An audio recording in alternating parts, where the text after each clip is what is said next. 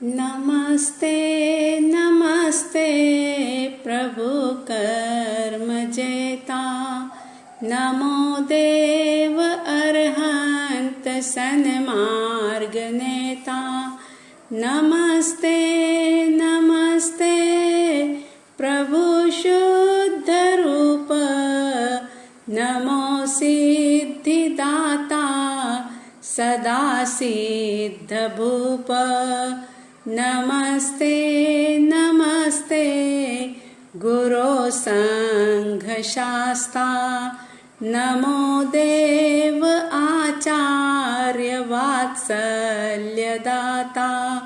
नमस्ते नमस्ते उपाध्याय नामी, नमो धर्मदानी, नमो ज्ञान स्वामी।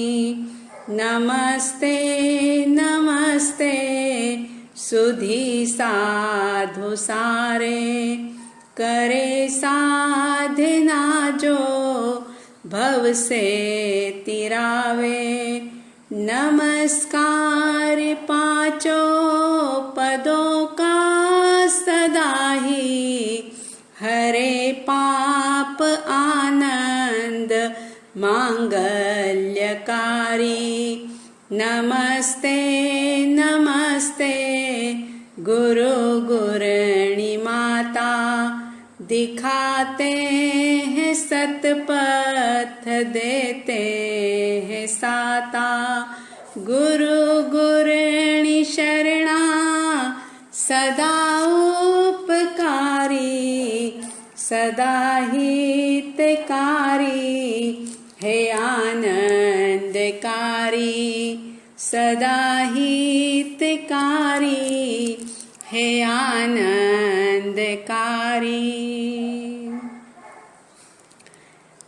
मध्य प्रदेश की राजा भोज की नगरी धार, जहाँ पर हर्षदेव राजा राज्य कर रहे थे, उस समय आचार्य मानतुंग सूरी जी महाराज, जो कि बेड़ियों के अंदर जकड़े हुए आदिनाथ परमात्मा की स्तुति कर रहे हैं बड़े अहोभाव के साथ।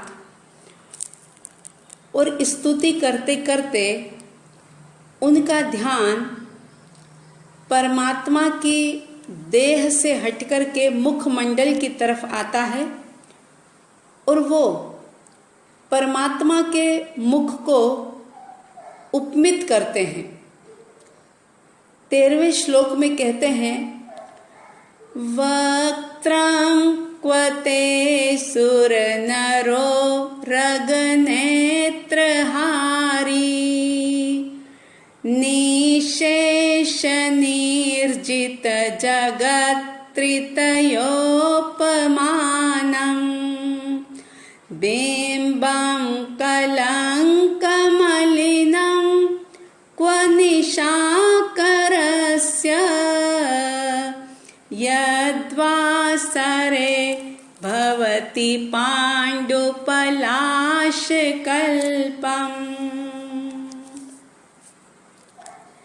शब्दार्थ देखेंगे।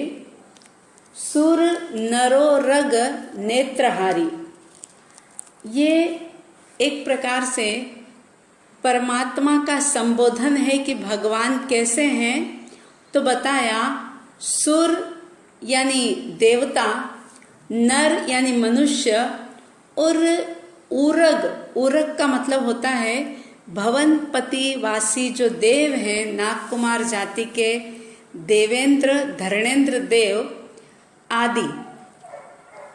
नेत्रहारी यानी उनके नेत्रों को हरण करने वाले देव, मनुष्य, भवनवासी नागकुमार जाति के धरणेन्द्र आदि जो देव हैं, उन सब के नेत्रों को हरण करने वाले, निशेष निर्जित जगत त्रितयोपमानम।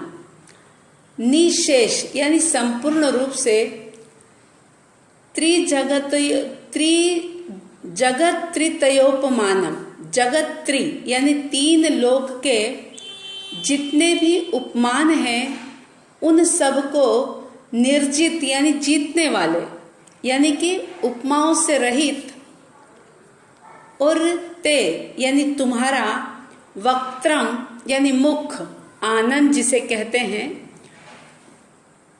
तुम्हारा आपका मुख यानी आनंद, क्व यानी कहाँ, आपका मुख कमल कहाँ, और कलंक मलिनम यानी कि काले काले धब्बों से मलिन, दाग धब्बों से मलिन, ऐसा निशा करस्य, निशा यानी रात्रि और कर यानी करने वाला, मतलब चंद्रमा, चंद्रमा का बिंब क्व यानी कि उसका बिंब प्रतिबिंब, उसका मंडल कहाँ, यत यानी जो, वासरे मतलब दिन में, पांडु पलाश कल्पम भवति जो बिल्कुल जीर्ण शीर्ण हुए, जो टेसु के पत्ते होते हैं, टेसु जिसे पलाश भी कहा जाता है, ढाक भी कहा जाता है, ढाक के 3 पात मुहावरा प्रचलित है।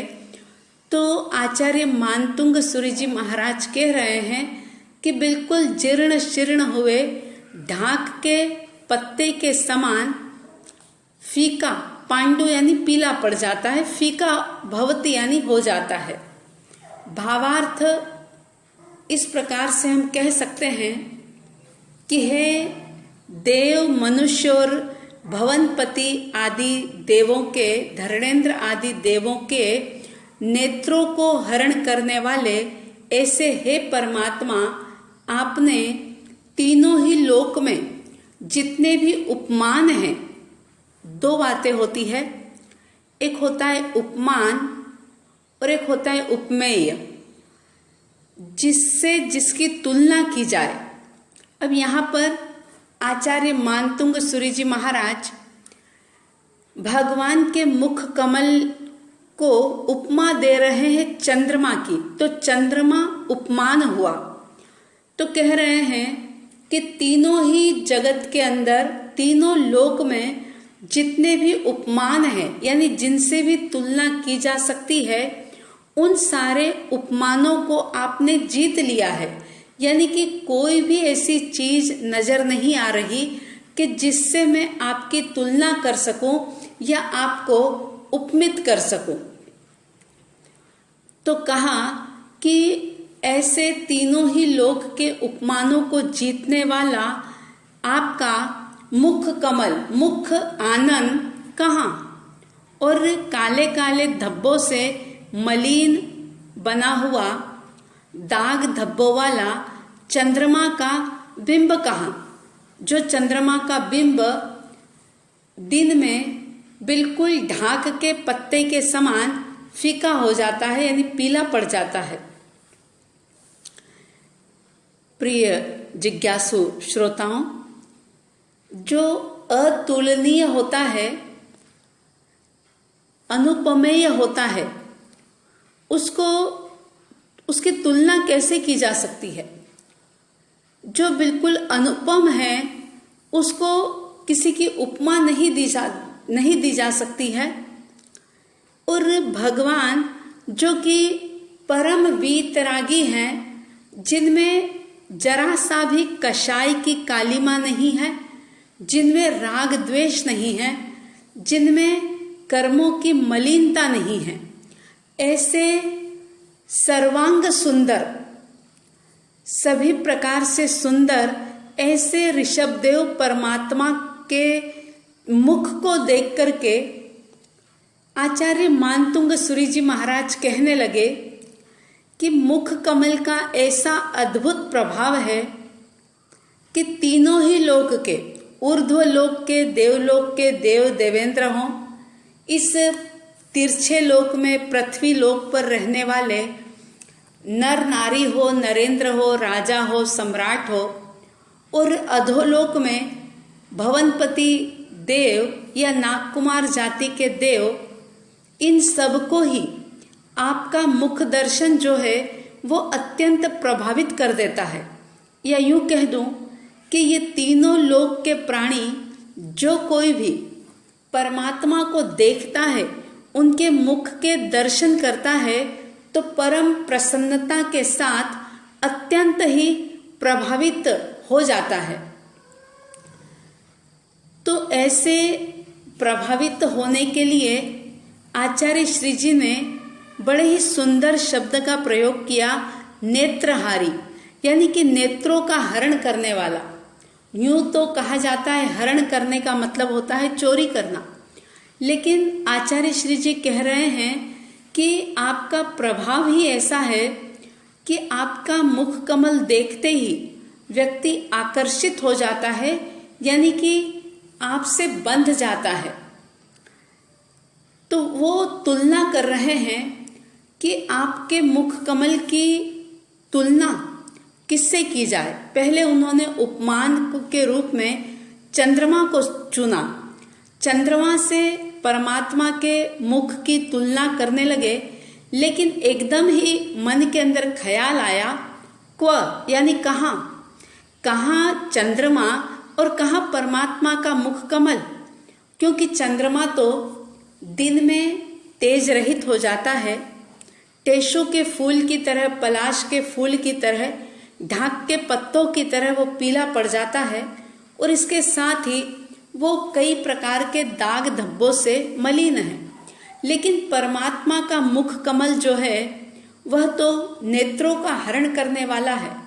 और फिर वो नेत्र चाहे देवेंद्र के हों, इंद्र के हों, सामान्य देवताओं के हो, चाहे मनुष्य हो, नारी हो, नर हो, या फिर भवनपति देव ही क्यों न हो, सभी को परमात्मा का मुखमंडल आकर्षित करता है।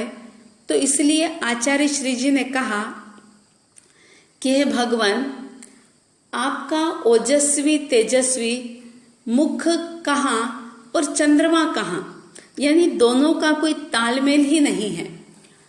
आचार्य श्री जी भक्ति के सागर में गहराई के अंदर उतरे हुए हैं और ऐसे परमात्मा की काया से ऐसे मुग्ध हो गए हैं, परमात्मा के सौम्य शीतल और एक प्रसन्नता देने वाला ऐसा उनका मुख, उस मुख की आभा से आचार्य श्री जी परम प्रभावित हो गए। आपके मन के अंदर एक सवाल पैदा हो सकता है कि आचार्य मानतुंग सूरी जी महाराज, जो कि कैद किए गए हैं, पूरी तरह से जिनको अपमानित किया है और तालों में बंद कर दिया गया है, जंजीरों में जकड़ दिया गया है, ऐसे में उनके सामने परमात्मा की प्रतिमा कहाँ थी या भगवान कहाँ मौजूद थे जो उन्होंने उनके मुख को देखा। तो एक बात है कि जब जरा गर्दन झुकाई दर्शन हो गए। जैसे ही आंख बंद करी और परमात्मा की छवि को निहारा तो निश्चित रूप से परमात्मा के दर्शन होते हैं जब व्यक्ति बाहर से अपने संबंधों को विच्छेद करता है, जब बाहर से अपने कनेक्शन को तोड़ करके वह भीतर की भक्ति की गहराई में उतरता है, तो उसे चाहे सदेह परमात्मा ना दिखाई दे, लेकिन फिर भी बंद आंखों से भी उसे उस निराकार ज्योति के दर्शन होते हैं। और आचार्य मानतुंग सूरी जी महाराज को उस निराकार ज्योति के दर्शन हुए और इसीलिए उन्होंने बड़े ही आकर्षित होते हुए कहा कि अरे भगवान, आपका तीनों ही जगत के प्राणियों के नेत्रों को हरण करने वाला ऐसा मुख कहाँ और चंद्रमा कहाँ। चंद्रमा तो में तो बहुत कमियां हैं। चंद्रमा के अंदर तो वो दिन में मलिन हो जाता है, वह ढाक के पत्ते की तरह जीर्ण शीर्ण हो जाता है, लेकिन आपका मुख कमल जो है वो 24 घंटे खिला रहता है और सभी के नेत्रों का हरण करने वाला है। इस प्रकार से आचार्य मानतुंग सूरी जी महाराज ऋषभदेव परमात्मा की बड़ी श्रद्धा के साथ भक्ति कर रहे हैं और उनकी भक्ति का अद्भुत प्रभाव कि एक एक श्लोक बनता जा रहा है। भीतर में भाव धारा जो है वो गहराई लेती चली जा रही है, भावों की विशुद्धि होती जा रही है और देखते देखते एक एक ताला भी खुलता चला जा रहा है। ताले की तरफ आचार्य श्री जी का ध्यान नहीं है, वे तो सिर्फ भक्ति के अंदर डूबे हुए हैं। बाहर कौन क्या कह रहा है, लोग कैसे आश्चर्यचकित होकर के उनको देख रहे हैं, उनका ध्यान बाहर में नहीं है। और बाहर से ध्यान हटाया तभी जाकर के उस निराकार परम आनंद रूप ज्योति के दर्शन मानतुंग सूरी जी महाराज कर पाए। तो हमारे आपके सबके भीतर में ऐसी भक्ति की गहराई जागे, बाहर से कनेक्शन काटते चले जाएं, छोड़ते चले जाएं, तोड़ते चले जाएं और भीतर में हमारा जुड़ाव पक्का पक्का और पक्का होता चला जाए, तो निश्चित रूप से जीवन में आनंद का अनुभव होगा। ऐसी शुभ और मंगल कामनाओं के साथ प्राणी मात्र के प्रति साध्वी द्वय की ये सद्भावना, सुखी रहे सब जीव जगत के, कोई कभी न घबरावे, वैर पाप अभिमान छोड़ जग नित्य नए मंगल गावे, घर घर चरिचार है धर्म की, दुष्कृत दुष्कर हो जावे, ज्ञान चरित उन्नत करे अपना, मनुज जन्म फल सब पावे, मनुज जन्म फल सब पावे। इन्हीं शुभ और मंगल कामनाओं के साथ जय प्रभु आदिनाथ, जय गुरु आनंद।